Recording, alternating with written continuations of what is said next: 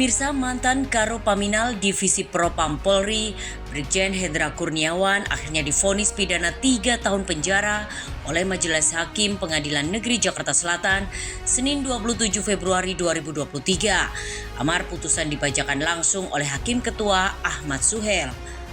Hakim menyatakan Hendra bersalah karena terlibat pemindahan isi DVR CCTV terkait kasus pembunuhan Ajudan Ferdi Sambo, Brigadir Nofriansyah Yosua Huta Barat yang diketahui berisi rekaman Yosua masih hidup saat Sambo tiba di rumah dinas pada 8 Juli 2022.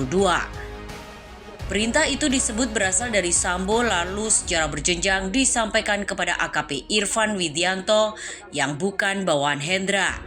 Oleh karena itu, Hendra dinyatakan bersalah melanggar pasal 48 junto pasal 32 Undang-Undang Nomor 19 Tahun 2016 tentang perubahan atas Undang-Undang Nomor 11 Tahun 2008 tentang Informasi dan Transaksi Elektronik UU ITE junto pasal 55 ayat 1 ke 1 KUHP. Vonis Hendra yang terberat di antara terdakwa perintangan penyidikan atau obstruction of justice lainnya diiringi tangis putrinya bernama Hanin yang menyaksikan langsung sidang putusan. Seorang rekannya terlihat mencoba menguatkan Hanin dan tak lama kemudian Hanin yang berpakaian hitam meninggalkan ruang sidang.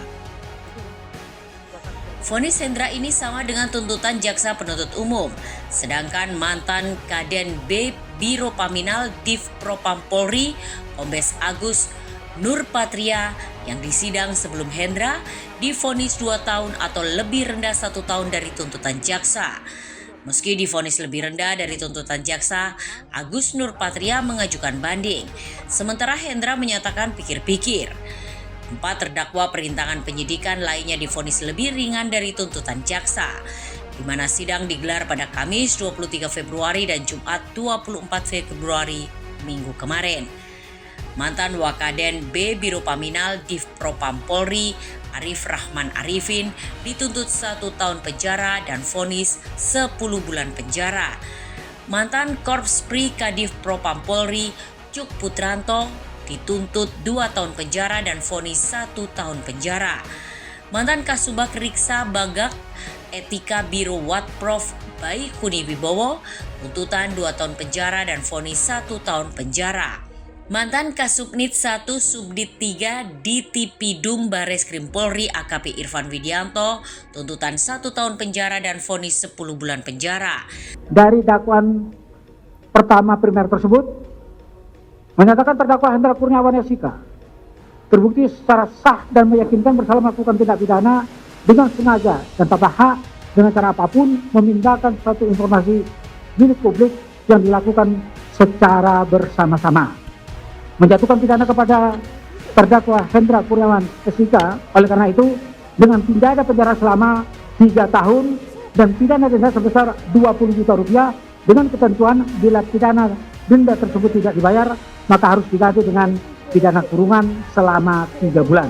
Hakim ketua tersebut dengan didampingi para hakim anggota tersebut dibantu oleh Sarifudin Sarjana Hukum dan Matius Yudis Situru Sarjana Hukum Panitera Pengganti pada Pengadilan Negeri tersebut serta dihadiri oleh Tahanan Tanjung BDCH dan kawan-kawan penuntut umum pada Kejaksaan Negeri Jakarta Selatan dan di hadapan terdakwa yang didampingi oleh para penasihat hukumnya. Gitu ya. Jika kami bacakan putusan ini sebagaimana yang sudah saudara dengar, terhadap putusan ini ada hak saudara untuk terima atau tidak terima kemudian menyatakan banding atau berpikir terlebih dahulu selama 7 hari untuk menentukan sikap. Terjadi perdebatan pendapat dalam putusan Majelis Hakim yang mengadili 3 terdakwa kasus perusakan CCTV hingga menghambat penyidikan pembunuhan Brigadir Yosua Huta Barat. Satu anggota Majelis Hakim, anggota 1 Arin Muladi, menilai 3 terdakwa yakni AKP Irfan Widianto, Baikuni Wibowo, dan Cuk Putranto harus dibebaskan.